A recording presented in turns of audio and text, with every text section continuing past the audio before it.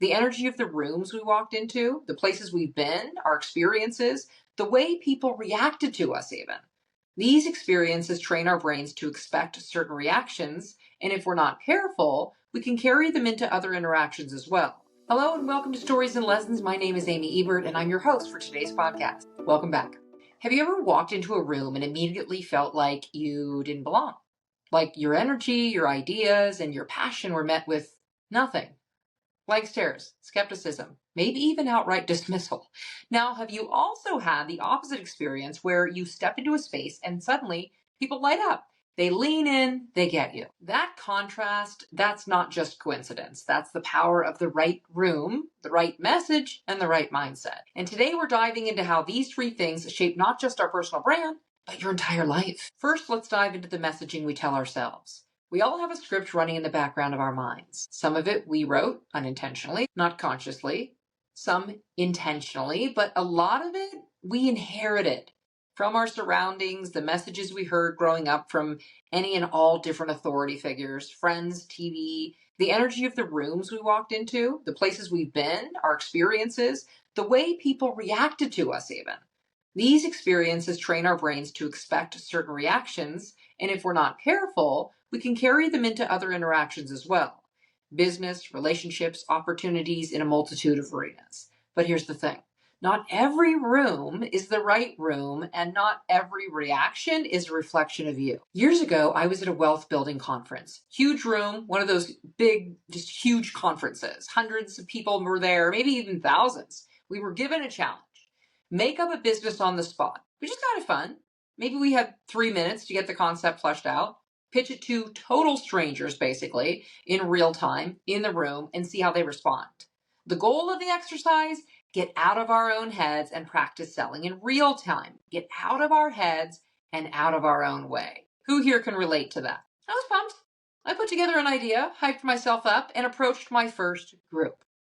Nerves started creeping in. I dove into my pitch, gave it my all, and blank stares. Low energy. Frowns even. One guy straight up scowled at me. One girl, she looked so angry, just pissed, basically, that I was even standing there following through on the assignment at all.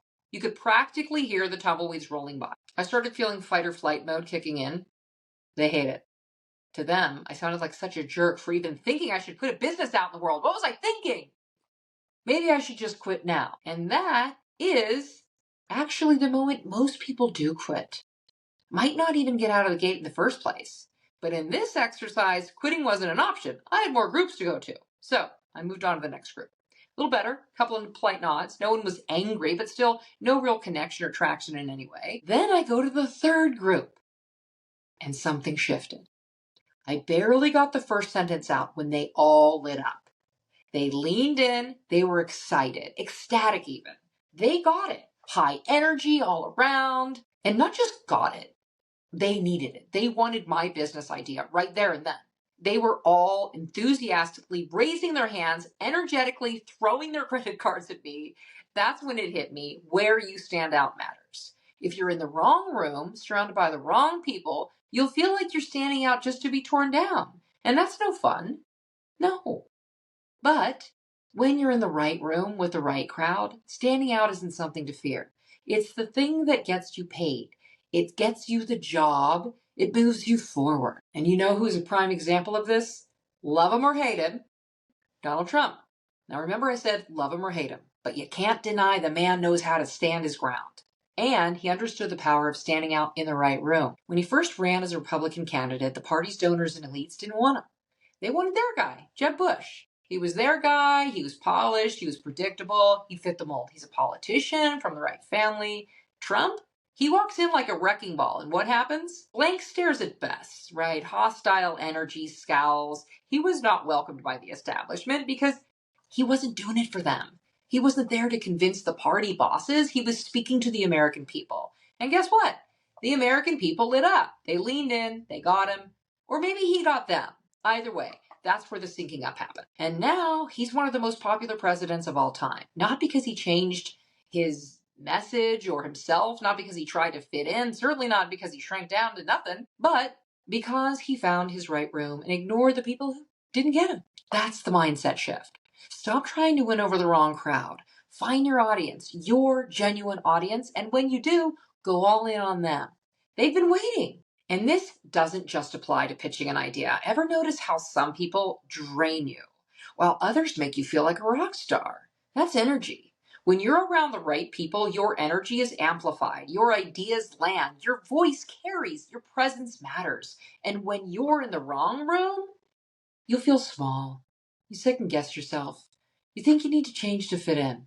Now, I'm not saying go be a big old jerk and find your right room. That's not fun either. I'm merely encouraging you, if you want to bring something positive into the world and you're getting pushback, try another room. Check out my episode where I talk about Jerry Seinfeld and his story. That's another good one. So that's where a lot of people get stuck, wasting time trying to convince the wrong people. Even then, you might have to still watch out a little bit because some rooms feel too good at first. Ever been love bombed? Not just in relationships, but in business and in networking as well. It's when people inflate you with compliments, making you feel like you're on top of the world, which I love. Who doesn't love that, right? But only so that they can do this to chip away at you and your confidence and control you or shrink you in some crazy way. Like sneaky narcissist types. We don't like that either, right? Sounds amazing at first until suddenly they start dictating how you should think, act, or sell. That's not a supportive community. That's manipulation. A little too much groupthink for my liking. The real right room doesn't need you to shrink, doesn't need you to change. It offers opportunity for your growth. Just sees you, values you, and lets you shine in a way that elevates. So how does all of this connect to your personal brand and on-camera impact? It all comes down to messaging. The messaging you tell yourself, the messaging you project to the world, the messaging the right people actually receive. If you're telling yourself the wrong story, that you're not good enough, that people won't get you, that you have to force people to see your value, then guess what? You'll keep showing up in the wrong rooms, talking to the wrong people, and getting the wrong results. But when you shift your messaging, both internally and externally, everything changes. You stop chasing, you start attracting, you realize you don't have to convince anyone, you just need to be seen by the right audience. Final takeaway. Stand out where it counts. If you take one thing away from today's episode, let it be this. The only thing worse than standing out in the wrong room is quitting before you find the right one. Your job isn't to make everyone like you. Your job is to show up where your people already love you. So here's your challenge. Pay attention to the energy of the rooms you walk into. Being intimidated can be understandable. Shrinking to fit, no. Listen to the messages you're telling yourself. And if you're feeling stuck, ask, am I in the right room? Or am I just trying to survive in the wrong one? Ouch.